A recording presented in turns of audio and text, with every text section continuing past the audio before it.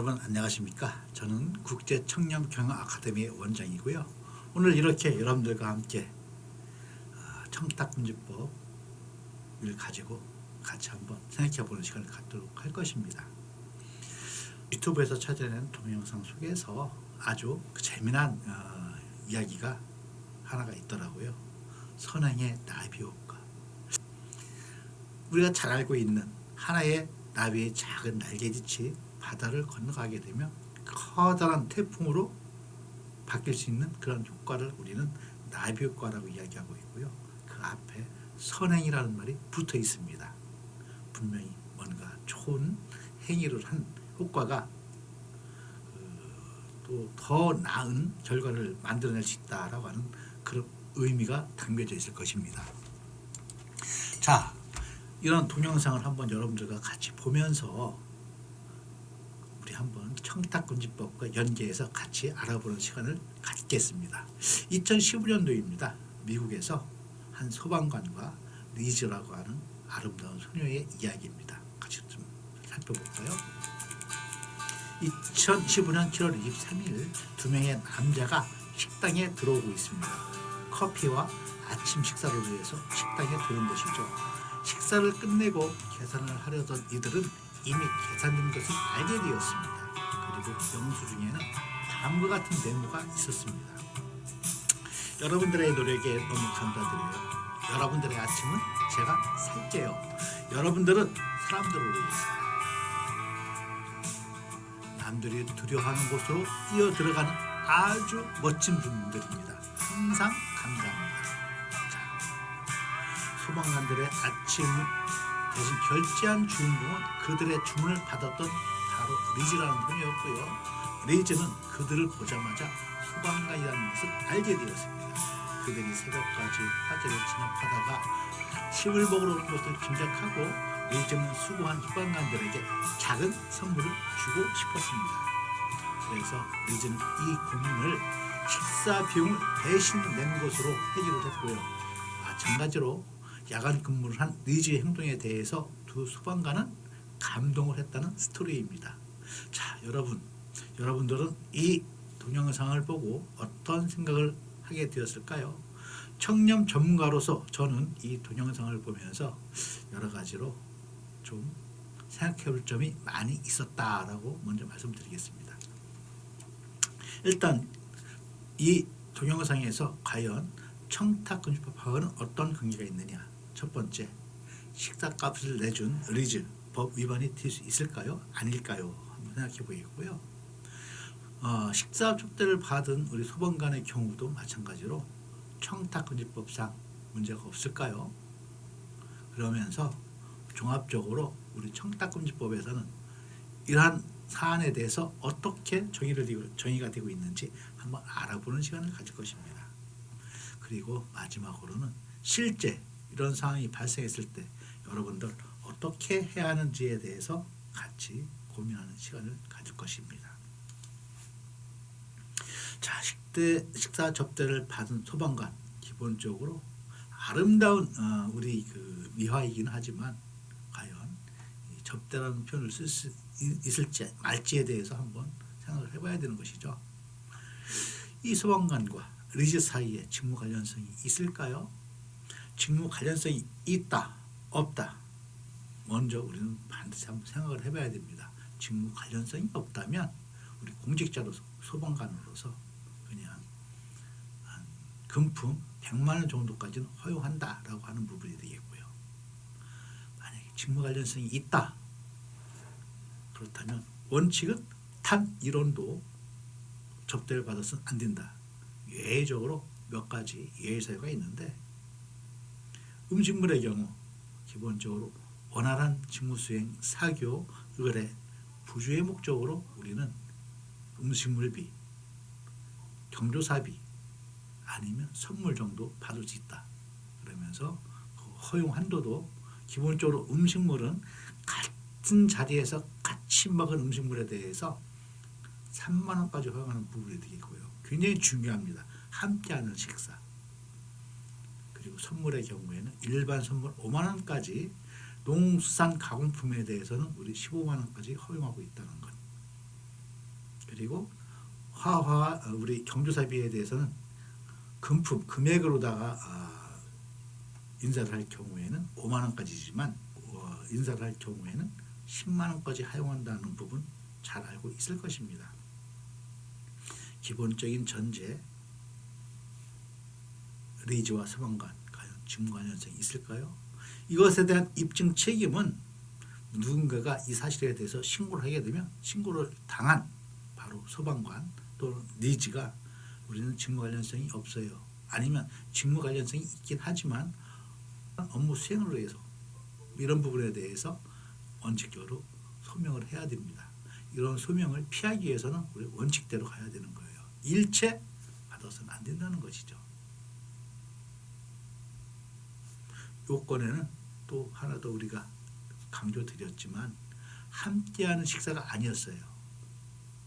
뒤에서 우리 리즈가 음식값을 대납을 하는 부분인데요. 이 부분은 우리 국내에서 이런 일이 발생하면 엄격하게 기본적으로 직무 관련성 여부를 떠나서 이 부분에 직무 관련성이 있다면 원활한 직무 수행 사교 의뢰라고 주장한다 하더라도 인정받을 수는 없을 것입니다. 자, 우리 리즈의 경우 소방관이 위반을 했다면 우리 리즈도 같이 위반한 부분이 될 것이고요. 소방관이 위반하지 않았다 그러면 우리 리즈도 자유로워질 수가 있습니다. 리즈는 공직자가 아닌 일반 시민으로서 기본 자세를 좀 이해를 할 필요가 있는데요. 공직자라면 당연히 받아서 안 되겠고요. 우리 국민들도 어떠한 그 의도를 가지고 의도가 설령 없다 하더라도 직무와 관련이 있다면 공직자에게는 일체 어떠한 금품도 허용하지 않는다라고 하는 그런 기본 상식은 갖고 있어야 되겠습니다. 한 가지 좀 예를 좀 들어볼까요?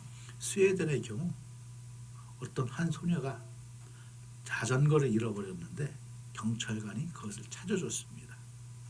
그 소녀는 기쁜 마음에 경찰관에게 자그마한 사탕 하나를 건네주었는데요.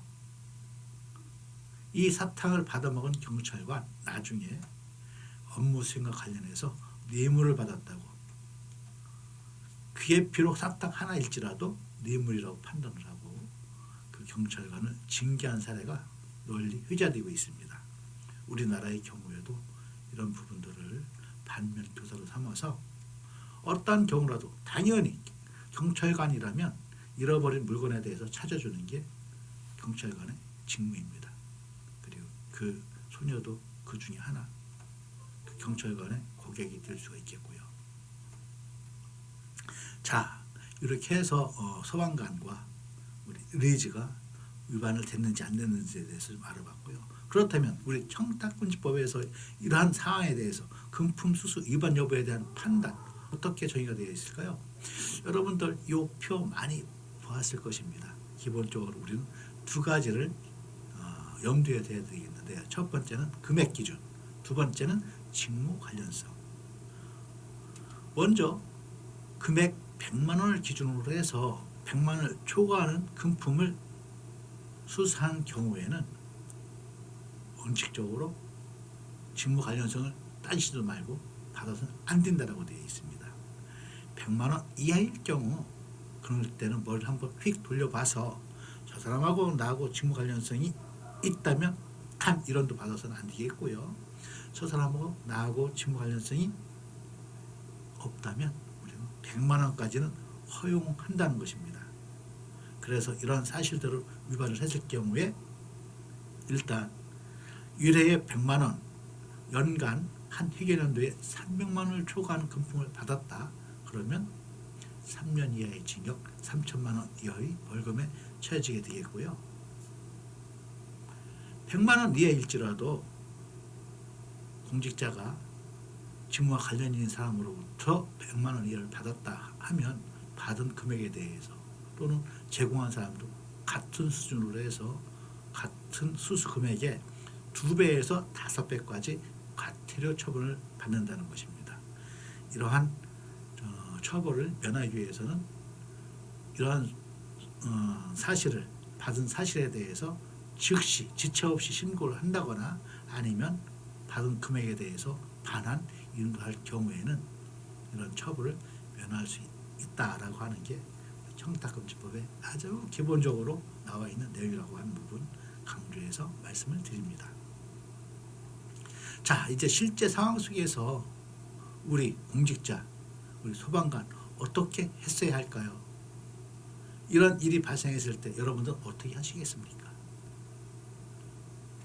리즈가 소방관이 먹은 식사비를 대납하는 부분에 대해서는 기본적으로 거절을 해야 됩니다.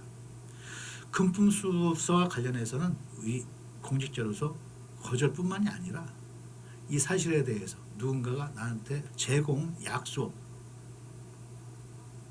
부분에 대해서는 즉시 거절하고 신고까지 해야 되는 신고 의무가 있어요. 우리가 이 부분에 대해서는 부정청탁 관련되는 부분하고 비교를 해봤을 때 누군가 부정청탁을 했다. 그럴 때는 1차적으로 우리는 거절하고 이행을 하지 않으면 되는 부분이 되지만 같은 사실에 대해서 재차 신고를 부정청탁을 받았을 경우라면 그때는 거절 미행뿐만 아니라 이러한 청탁을 받은 사실에 대해서 신고를 해야 합니다.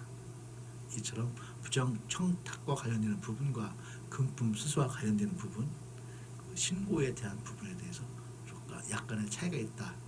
굉장히 중요한 차이이기도 하죠. 금품 수수 관련되는 부분은 기본적으로 첫 번째라도 누군가가 주겠다 약속을 한다거나 아니면 놓고 갔다 내가 받았다 그 사실에 대해서 지체 없이 신고하는 것을 원칙으로 하고 있습니다. 따라서 이런 신고 절차도 우리 공직자로서는 부담스러운 경우도 있겠죠. 그래서 이러한 일들이 발생하지 않도록 평상시에 우리 공직자는 항상 나 자신의 관리를 잘 해야 한다는 것입니다. 그런 것을 목적으로 해서 이런 규정이 마련되어지기도 하겠고요. 누군가가 의도적으로 은근히 금품을 제공하는 그런 일들이 발생한다면 반드시 신고해야 한다라고 하는 부분 말씀드리겠습니다. 리즈, 우리 일반 국민의 모습일 수도 있겠는데요. 당연히 우리 소방관 같은 공직자에게 감사의 마음은 표현해야 되겠지만 그것을 물건이나 금품을 가지고 감사를 표현할 필요는 없다는 것입니다. 자, 이렇게 해서 라비 효과라고 하는 동영상을 보면서 청탁금지법과 연계해 보았습니다. 여러분들과 소통하는 시간을 가졌으면 참 좋겠습니다. 감사합니다. 청렴 전문강사 박기경이었습니다.